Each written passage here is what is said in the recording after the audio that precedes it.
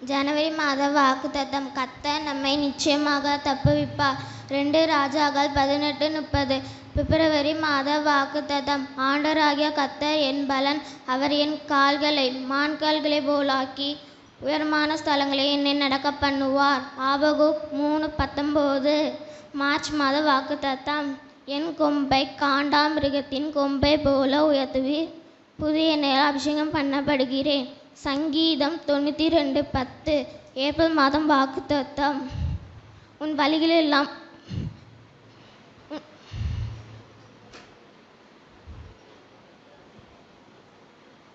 நீங்கள் உங்கள் கைகளை நெகிழ விடாமல் திடன் கொள்ளுங்கள், உங்கள் கிரியைகளுக்கு பலன் உண்டு என்றான்.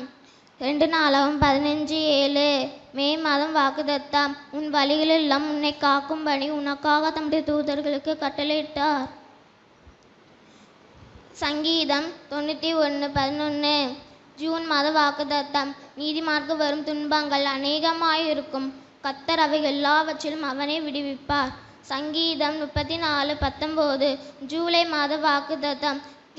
தீங்கின் காலத்திலும் நெருக்கத்தின் காலத்திலும் உனக்காக நான் சத்துருக்கு எதிர்பட்டு உனக்கு சகாயம் செய்வேன். எரேமியா 15:11. ஆகஸ்ட் மாத வாக்குத்தத்தம்.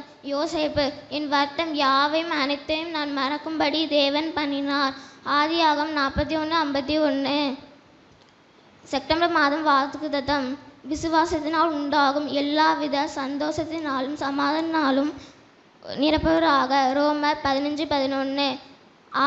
அக்டோபர் மாத வாக்குத்தத்தம். இஸ்ரவேலின் தேவனாகிய நான் அவர்களை கைவிடாதிருப்பேன். ஏசாயா 41:17. நவம்பர் மாதம் வாக்குத்தத்தம். கர்த்தர் அவர்களுக்கு வெளிப்பட்டு சுற்றுப்புறத்தால் யுத்தம் இல்லாதபடிக்கு அவர்களை இளைப்பாற பண்ணினான். 2 நாளாகவும் 15:15.